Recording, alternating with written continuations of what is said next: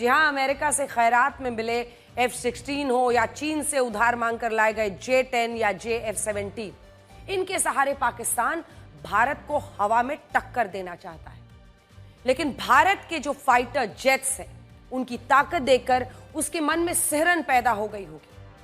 आज वो तस्वीरें आपको दिखाएंगे जिनसे हर भारतीय को गौरव का एहसास होगा और पाकिस्तानी सेना को डर का एहसास।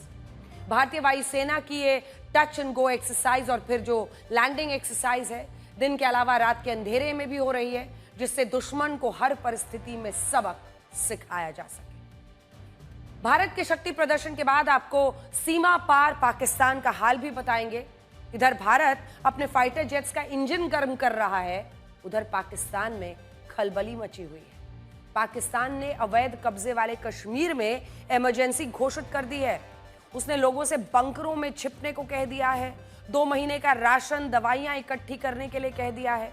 इसके अलावा पीओके में मौजूद जो आतंकी सेफ ठिकाने हैं, वहां पर वो पहुंच गए हैं। यहां तक मदरसे भी खाली कर दिए गए हैं। मदरसों में भी 1 महीने के लिए छुट्टी कर दी गई है, मदरसे बंद कर दिए गए हैं।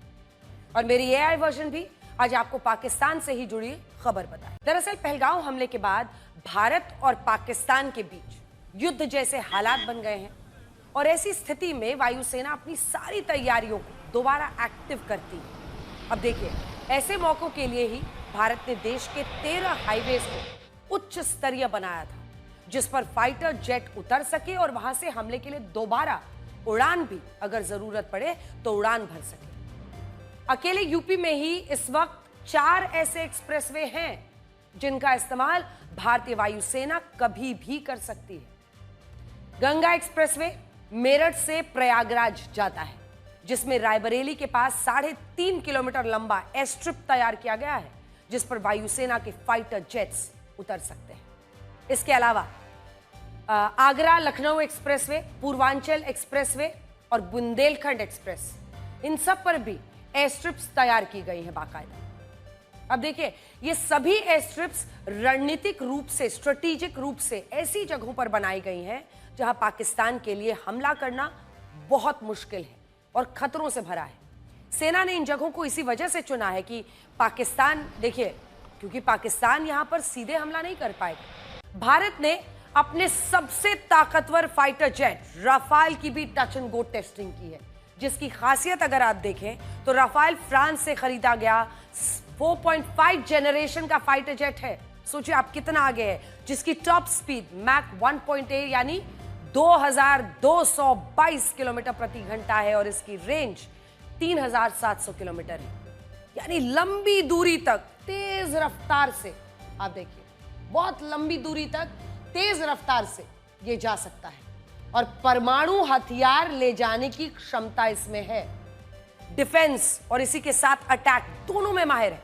रेंज 3700 किलोमीटर, यानी लंबी दूरी तक तेज रफ्तार से जाकर ये फाइटर जेट दुश्मन के ठिकानों को तबाह कर सकता है। रफाल एयर डिफेंस और अटैक दोनों में माहिर है और इसीलिए गिनती इसकी दुनिया के कुछ सबसे घातक फाइटर जेट्स में होती है। इसकी एक खासियत यह भी है कि इसमें परमाणु हथियार भी ले जाए जा सकते हैं। तो ये हमने आपको राफेल के बारे में बता दिया। अब राफेल के अलावा रशिया से खरीदे गए सुखोई 30 MKY फाइटर जेट की भी टेस्टिंग की गई है। अब ये देखिए, ये जो सुखोई 30 है, ये 4th जनरेशन फाइटर जेट है, जिसकी टॉप स्पीड मैक 2 यानी 2470 किलोमीटर, जैसा कि आप देख रहे हैं, प्रति घंटा है।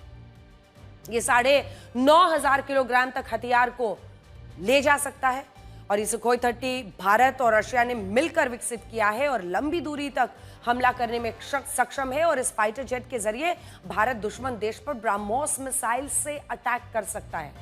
ये याद रखिए, ब्रह्मोस इंडिजिनस यानी भारत में, आत्मनिर्भर भारत में बना हुआ ब्रह्मोस मिसाइल है। ये फाइटर अपने साथ 8,000 किलोग्राम तक हथियार ले जा सकता है, जिसमें परमाणु हथियार भी शामिल हैं। तो इससे आप समझ सकते हैं कि क्या तस्वीर है, किस तरह की तैयारी है और क्या-क्या हथियार भारत के पास फिलहाल मौजूद हैं। भारतीय वायुसेना ने अपने बालाकोट, भारतीय सेना अपने लड़ाकू विमानों की टेस्टिंग कर रही है, युद्धपोतों से युद्ध का अभ्यास कर रही है, सीमा पर सैन्य ऑपरेशन की प्रैक्टिस कर रही है और पाकिस्तान में ये सब देखकर इन सबसे बचने की तैयारी कर रहा है। पाकिस्तानी सेना ने पीओके के लोगों को हमले के लिए तैयार रहने के लिए कह दिया है। उसे पूरा भरोसा है कि भारत इस बार पीओके को हासिल करने की सैन्य कार्रवाई कर सकता है और इसी वजह से अब तो हालात ये हैं कि पाकिस्तान के मंत्री रात रात भर जाग कर लोगों को बता रहे हैं कि सावधान हो जाओ, भारत हमला करने वाला है। पीओके के लोगों से कहा गया है, 3-4 बड़ी बड़ी बातें आपको बताते हैं। 2 महीने का राशन जमा कर लो, खाने पीने का सामान इकट्ठा कर लो। उनसे यह भी कहा गया है कि दवाएं हो, आपातकाल में इस्तेमाल होने वाली चीजें हैं, सब कुछ इकट्ठा कर लीजिए। पाकिस्तानी सेना ने पीओके में मौजूद पर्यटन स्थलों को भी बंद कर दिया है। लोगों को साफ निर्देश दिए हैं कि एलओसी के पास ना जाए। पीओके में मौजूद मदरसों को भी 10 दिनों के लिए बंद रखने के निर्देश दिए गए हैं। पाकिस्तान सरकार ने युद्ध की स्थिति में लोगों से 100 करोड़ रुपए का आपातकालीन फंड भी बना लिया है। भारत के हमले के डर से पाकिस्तान ने कराची हो, लाहौर हो, इन सभी जगहों का एयर स्पेस तो बंद कर ही दिया है। अब ये हर दिन करीब 8 से 10 घंटे तक एयर स्पेस बंद रखा जाएगा। युद्ध के डर से पाकिस्तान ने आपातकालीन स्थिति के लिए तैयार रहने के लिए कहा है। तो कुल मिलाकर पैर कांप रहे हैं। पीओके की नीलम वैली में तो सैलानी आना बंद ही हो ही चुके हैं। युद्ध के डर से होटल खाली हो चुके हैं। पहले यहाँ के हर दिन माना जाता है कि 300-500 सैलानी आते थे। तस्वीरें देखिए, ये बहुत खूबसूरत हिस्सा है पीओके का।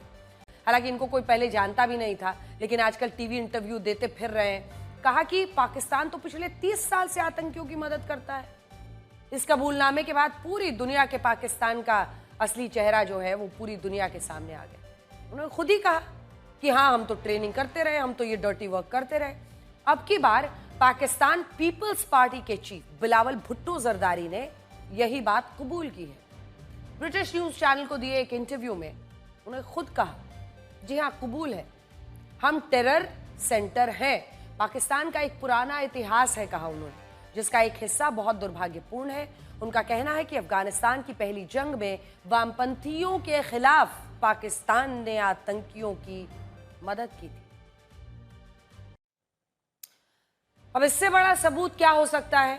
पाकिस्तान का रक्षा मंत्री ख्वाजा आसिफ, पूर्व विदेश मंत्री बिलावल भुट्टो, दोनों एक ही बात बता रहे हैं। वैसे ये बात पहले इमरान खान भी बता चुके हैं। वो खुद दावा कर रहे हैं कि पाकिस्तान आतंकवादियों की मदद करता रहा है। इसीलिए अब इसमें कोई शक नहीं है कि पहलगांव आतंकी हमले में जो आतंकी आए थे वो पाकिस्तान से आए थे। आप सोचिए कि जिस व्यक्ति ने आतंकियों की गोली से अपनी मां को खोया हो, वो पहलगांव हमले के पीड़ितों का दर्द नहीं समझ रहा है। वो भारत के एक्शन पर सवाल उठा रहा है। बिलावल भुट्टो का कहना है कि अगर भारत ने सिंधु का जल रोका तो उसमें पानी नहीं खून बहेगा। लेकिन ये भी तो सोचिए कि ये वही बिलावल भुट्टो है जो शायद आज राजनीति के लिए, क्योंकि अब युवा राजनेता वहां के बन गए हैं, पॉलिटिक्स के लिए अपनी मां की इतनी बर्बर हत्या को भूल गया है ये शख्स। बिलावल भुट्टो की इन धमकियों को गंभीरता से लेने की जरूरत तो वैसे है नहीं, क्योंकि उनके देश के लोग भी उन्हें गंभीरता से लेते नहीं हैं। बिलावल भुट्टो मंचों से जिस तरह की गर्जना कर रहे हैं, उससे युद्ध नहीं जीता जा सकता। सच तो यह है कि राजनीति भी अपनी संभाल नहीं पा रहे हैं। सच यह है कि युद्ध के लिए भारत की तैयारियां देकर पाकिस्तान में खलबली मची हुई है। पाकिस्तान के नेता पल पल अपने बयान बदल रहे हैं। अंजना, सबसे पहले मैं आपको बता दूं कि यहाँ क्योंकि सुरक्षा की वजह से हमें कैमरे की लाइट ऑन करने को मना किया गया है, इसीलिए मैं आपको जानकारी जरूर दूंगी। तस्वीरें आप दिखा सकते हैं जिस तरह से टचडाउन हुआ है रफाल का।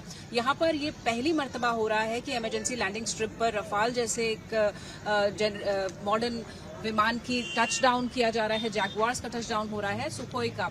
ये होता है लेकिन एयर बेसिस पर होता है। इमरजेंसी लैंडिंग स्ट्रिप पर रात को इस तरह की लैंडिंग पहली बार हो रही है। इसे टचडाउन कहा जाता है, जब बेहद करीब जमीन के आकर और फिर वापस उड़ान भरने लगता है ये एयरक्राफ्ट। आप देखिए कि लगातार ये तस्वीरें हम दिखाने की कोशिश कर रहे हैं।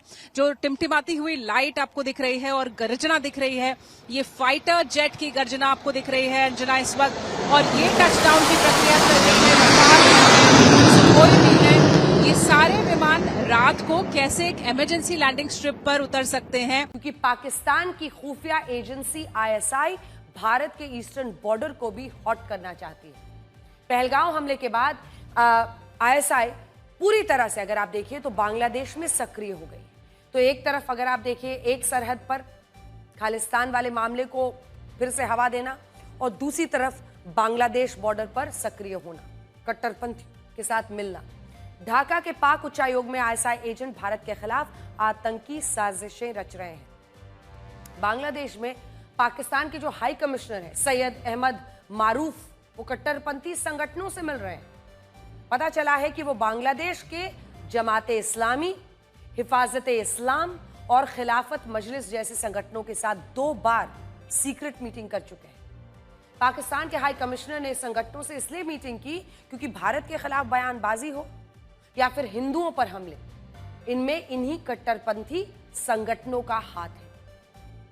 क्योंकि पाकिस्तान की जनता को युद्ध के नाम पर अब डर लग रहा है, खाने पीने को है नहीं।